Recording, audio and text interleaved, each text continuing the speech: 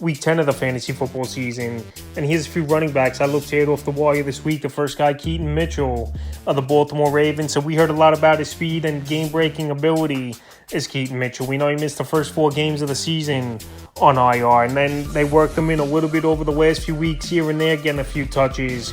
And then week 9 was the breakout game. I know it was a blowout victory versus Seattle Seahawks, and we saw Gus Edwards only have 5 carries, and he found the end zone twice in that game for this Raven team. But Mitchell, like I said, he has that burst and that home run hitting ability. 9 carries, 138 yards and a touchdown. So right now I think he's got to see the field for this Raven team. It adds another element to their offense. I know it's a tough matchup, no doubt about it, in week 10 versus the Cleveland Browns. But if Gus Edwards goes down, I think Mitchell already just jumped Justice Hill on the depth chart after this big game. So right now, he's an explosive running back. He's got breakaway speed. And if they could add another element to their offense like this, is this Baltimore Raven team. They definitely could be a team that could go all the way this season. So right now, Mitchell available in tons of fantasy leagues here at 96%. The next back is Devin Singletary of the Houston Texans. So Singletary got the start with Damian Pierce out, and they were pretty much in a timeshare for the most part over the last few weeks. And Singletary, he did not take advantage of all of his opportunity. The only 13 carries, 26 yards, and 2 catches for no yards. So right now available in 50% of fantasy leagues. When Pierce comes back, which if we'll see if it's going to be in week 10 in Cincinnati or not. But anyway, Singletary's still going to get a workload. I know the fantasy points really haven't been there, but this week, besides Mitchell, it's been a light kick on the waiver wire for the running back position. So right now, if you're just looking for a guy who potentially could become the starter for the remainder of the season, or at least get a decent workload as a flex option in the deeper leagues, I think Singletary is an ad this week. The next running back is Antonio Gibson of the Washington Commanders. So Antonio Gibson, we know we don't really run the football anymore out of the backfield, maybe getting 5-8 carries per game, and he's more of a pass catcher like he was in college football anyway, a wide receiver. So the last few games, Gibson's been serviceable for fantasy owners. Week 7 at the Giants, 2 carries, 7 yards, 2 catches, 24 yards. Week 8 versus the Eagles, in that one, 2 carries, 14 yards in that game, 5 catches, 28 yards. And week 9 at the Pats, 6 carries, 34 yards, 5 catches, 42 yards. Like I said, he's a third down, passing downs back.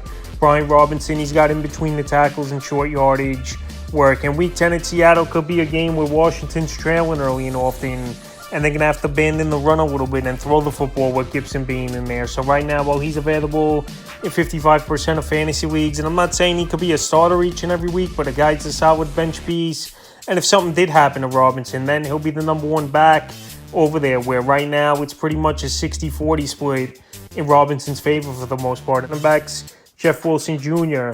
of the Miami Dolphins. I know the Dolphins, they're going on bye week here, is this Dolphin team. But Jeff Wilson Jr., we know he's been a solid back when he's healthy, but health has always been an issue. And he got some decent workload in that game versus the Chiefs in week 9. 2 carries, 6 yards, but 3 catches, 32 yards, where he's a better wide receiver out of the backfield, catching passes is Wilson than obviously a Raheem Mostert. Even though Devin A. Kane, he definitely could come back in week 11 for this Miami Dolphin teams. They've lost to the good teams this season, Philadelphia, Kansas City, and then early in the year, Buffalo as well. So right now, we'll see if Jeff Wilson's going to be part of the offense, if Devin A. Kane comes up after the bye week versus the Vegas Raiders in week 11. But anyway, right now in deeper leagues, if you need a running back and a guy that Mike McDaniel likes trading from last season from the San Francisco 49ers, I would give Wilson an ad. And like I said, it's a light week at the running back position. He's available right now in 74% of fantasy leagues. And the 5th and final running back I look to get an ad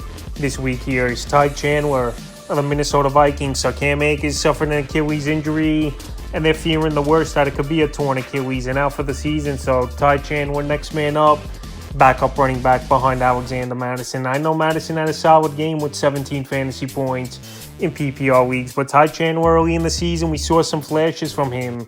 And now, obviously, if Akers is going to be out for the season or even miss a few weeks, depending the diagnosis on the Achilles, Ty Chandler, he's going to get some work in this offense. We know he's a speedy type of back, decent pass catcher out of the backfield as well. And like I said, we saw flashes from him, even though Madison's played better over the last few weeks. So right now, Chandler out there in 99% of fantasy leagues, and it wouldn't be surprising to me if next week we see him get some decent work and possibly could put up decent numbers. So that's a few running backs I looked at off the wire for week 10 of the fantasy football season.